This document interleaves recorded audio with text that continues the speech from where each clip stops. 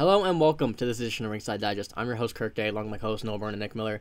And in this video, we're going to go over the last 2 days of playoff games on April 19th and April 20th. We didn't have a video yesterday, so we're going to cover the games that happened yesterday and the day before in this video. So before we get into this one, if you want to see more stuff from us, make sure to subscribe because the playoffs are well on their way now, and it's looking good so far. It's very exciting. There's a lot more exciting matchups to come coming in the second round, third round, and the finals. So, yeah, if you want to see more from us, make sure to subscribe because we're going to have all the content like this covering the games. You know, we're going to have analysis, predictions, stuff like that. So, yeah, make sure to subscribe. And we're going to go into our first day of games here, which is the April 19th games. And the first one of that was the Carolina Hurricanes versus the New York Islanders. In this one, the Hurricanes won 4-3 in overtime. And it was a crazy game pretty much. I mean, there was a goal by the Islanders, an own goal from the New York Islanders, Sebastian Aho. He scored it from his own blue line. It was just a really weird play. And also a couple dirty plays by Matt Martin. I mean, I guess that is his role, so you can't really expect much different from that. But I got to say, this was a much higher paced game than Game 1.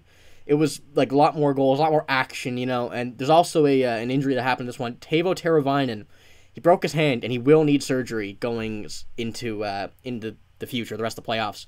So, you know, this may put him out of the playoffs. I don't really know. It can at least put him out for this round for sure, and I would say next round as well. But, you know, if Carolina makes the finals, you may see him make a return. I'm not sure on that, but I don't know the timeline.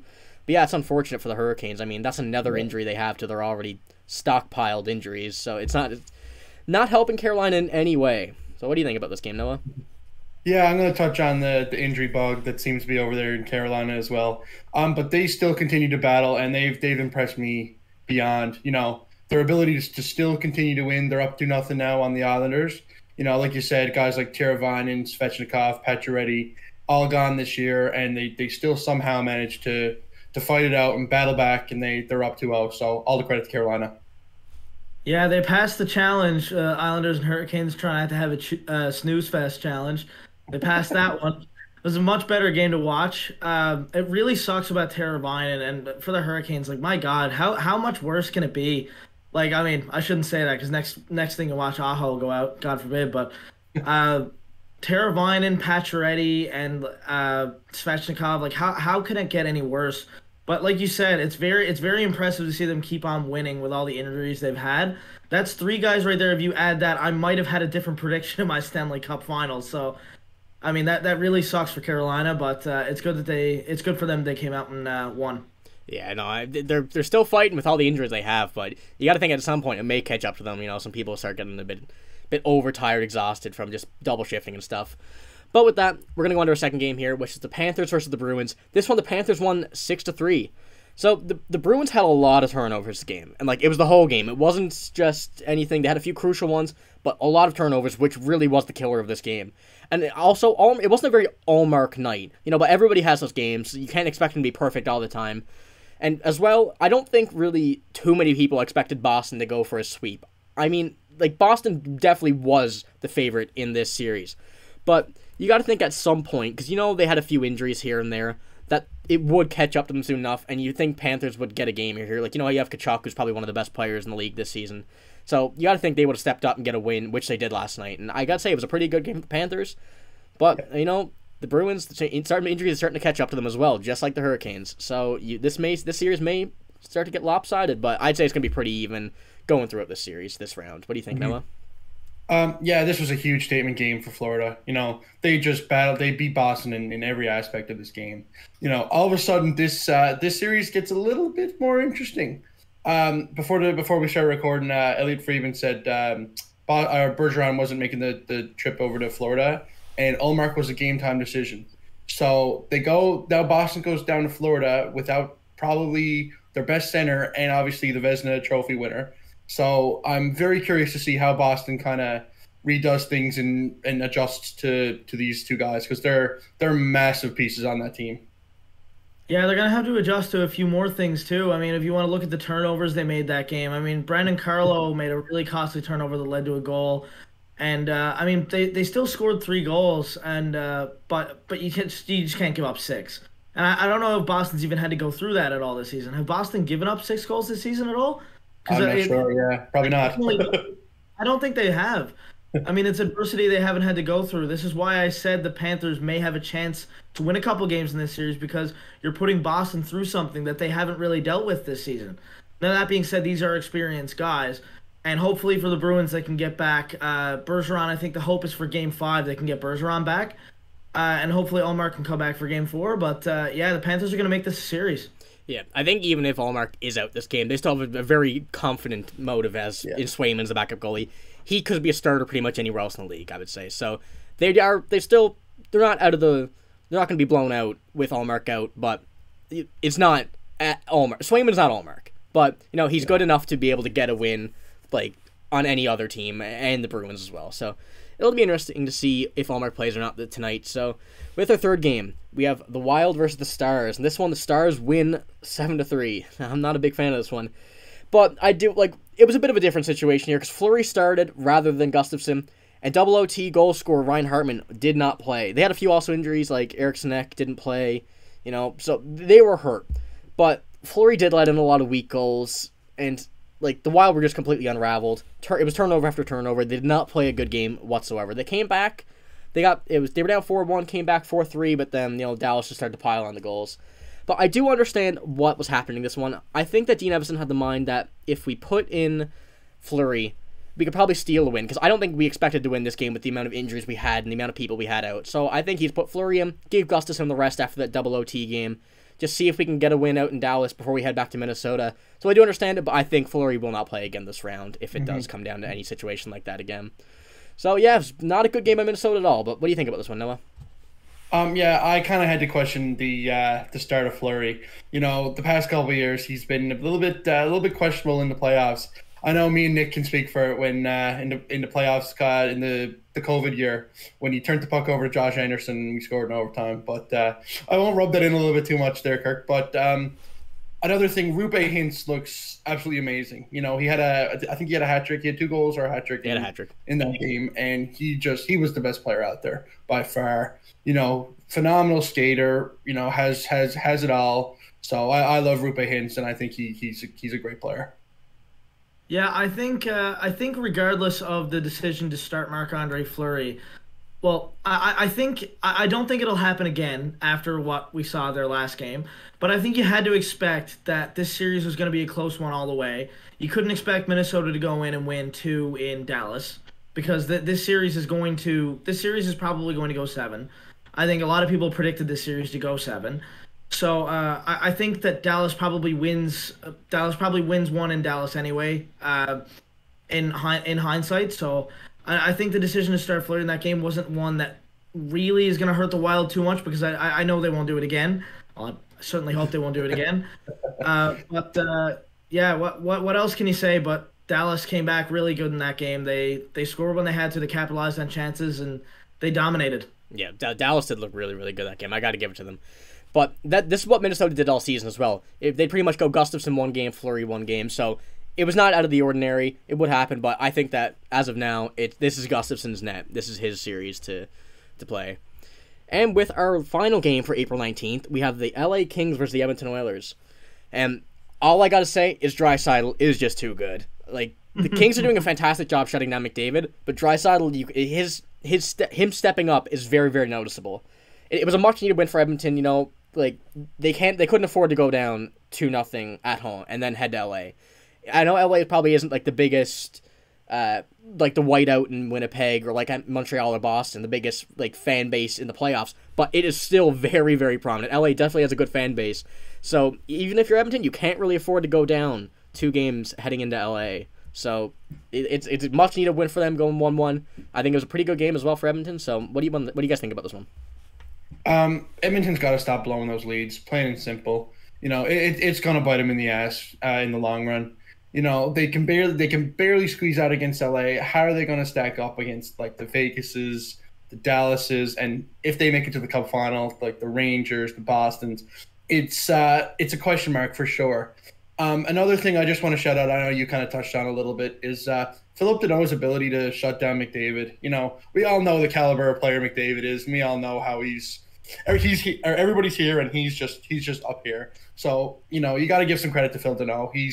I think McDavid. I don't even think he has a point. He does.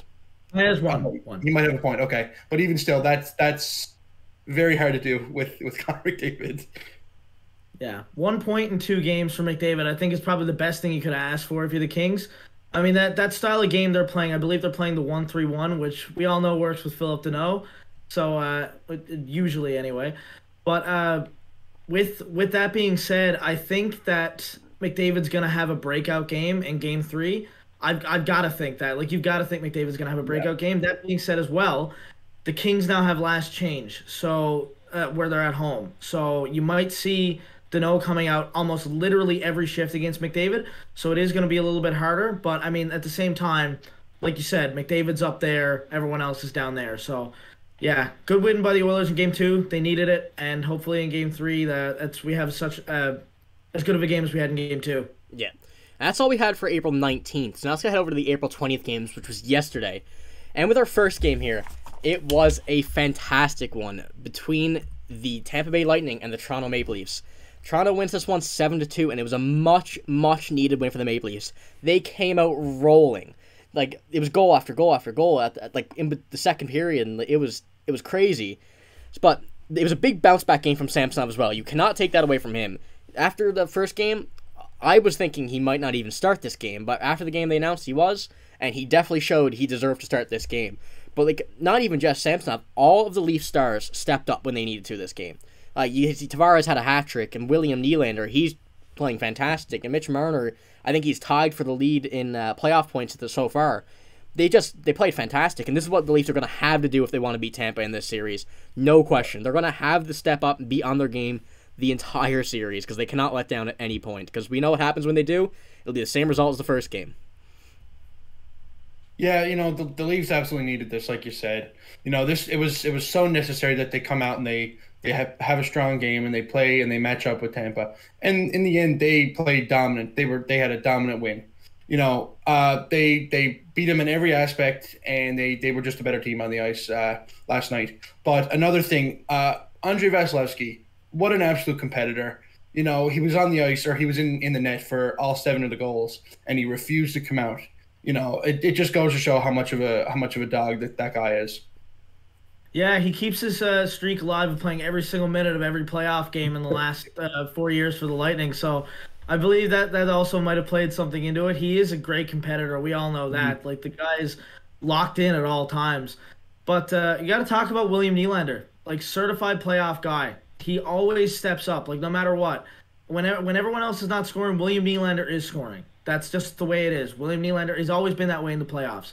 Another thing, too, is I'm looking for 2 stars to get going in the next game, one for each team. Stamkos and Austin Matthews have done virtually nothing so far, and I haven't really liked what I've seen from either guy. Like, Matthews had 2 assists the other night, but they had 7 goals, so you got to expect your number 1 center is going to have at least a point or 2, right? So I'd like to see Matthews shoot the puck a little bit more, and I'd like to see Steven Stamkos get back to the way that he was. Yeah, they're going to need to if they want to win the series. I mean, you can't expect that Matthews and Tavares Marner and Tavares will do exactly what they did last night for the rest of the series without those other guys stepping up. So he's going to have to. Both of them, even Stamkos as well. And with our second game of the night, we have the Rangers versus the Devils. Now, the Rangers win this one 5-1, and the Devils have not been able to find their step. This is the second game that they've lost, like, with a pretty big score differential. And they're going down 2-0 in the series and heading to MSG, which, I mean, isn't ideal. It was not what you want if you're a Devils fan, because, MSG, fantastic atmosphere, regular season playoffs, whenever the Rangers play. So the Devils are going to have to find their step if they want to at least get a game. They got to make this a series. They need a win, make it a series. They go from there. They got to take it step by step at first. They can't expect to just go straight to the second round with a couple wins in a row. They got to make a step. What do you think of this one, Noah? Mm-hmm. I'm not really sure what's going on in New Jersey. They got to figure it out. They're too talented to get swept in this series. Guys like Jack Hughes, Nico Hischier, shout out Dawson Mercer, by the way, phenomenal player. They're plain and simple getting outplayed. I think Lindy Ruff has to shake something up. Move a forward up, bring a guy down somehow, change something on defense. You gotta somehow shake something up and get some mojo going, get some different mojo going. Yeah, maybe he needs to shave that goatee. Might be what needs to happen. No, I didn't think it was going to be this bad, but I did think going into the series is why I had the Rangers winning is the Devils don't have the experience that the Rangers do. Like the Devils, they just didn't come out ready to play again tonight, and it's just the Rangers' power play is too good to be giving them penalties. Like I believe their power play line is Kreider, Panarin, Fox, Zibanejad, and Kane. Like what? That's awful. Like it's amazing. You put on the ice, and you're giving them. You can't give them penalties. I mean, in that third period, there was numerous 10-minute misconducts for both sides. I mean, that's like a big thing. Like that period, I believe that the Devils announcer said there's too many penalties to announce. Yeah. So I mean, there was very it was a very entertaining third period for a game that was 5-1. But the Devils really are going to have to step up. I can't believe what I'm seeing. Yeah, the Devils can have fix a lot of problems in a short amount of time.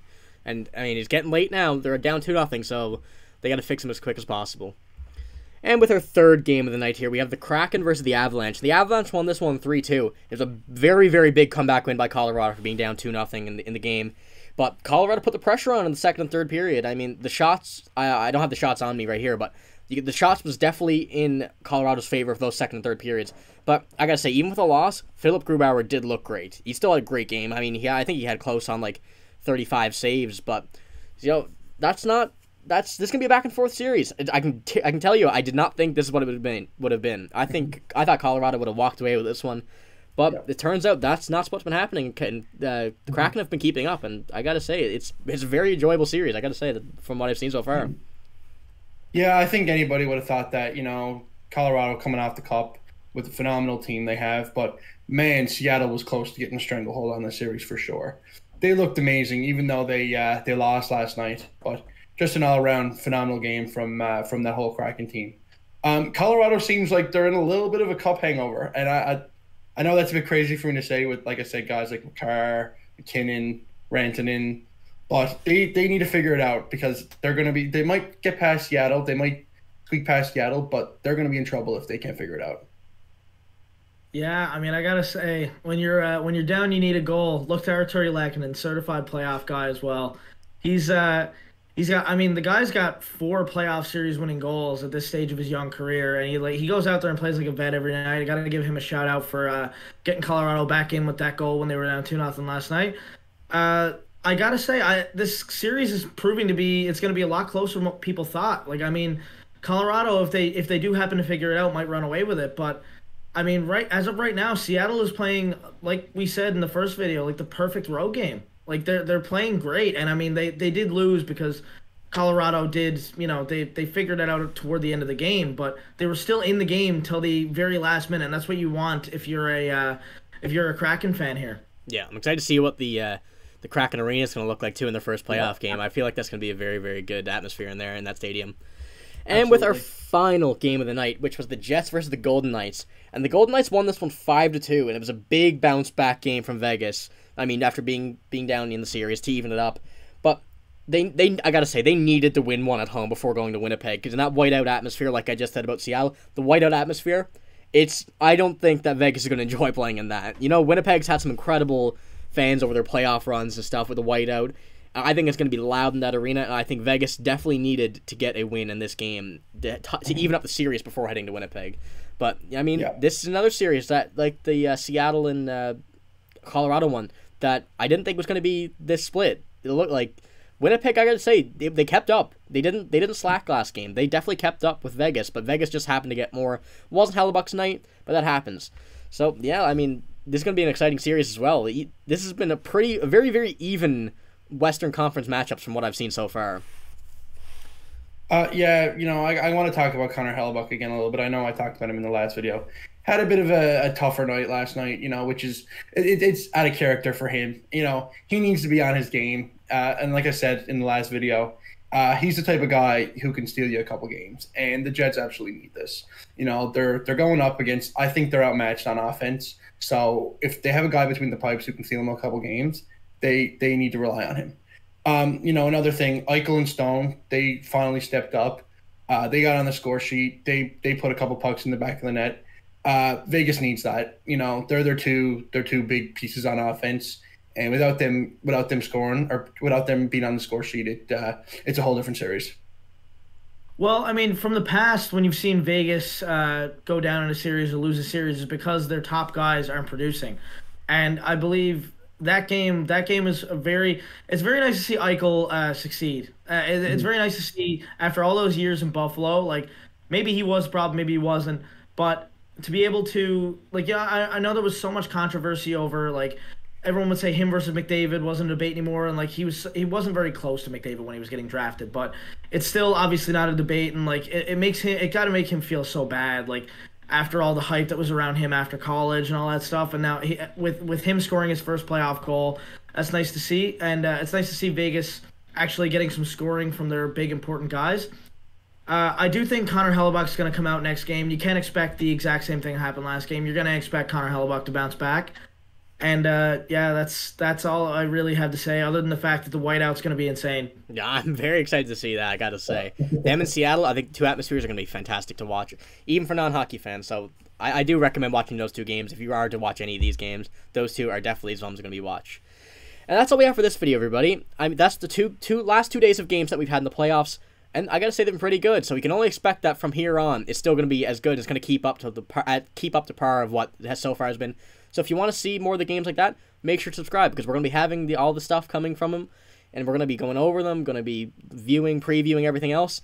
So if you want to see it, make sure to subscribe and also make sure to like this video. And thank you for watching.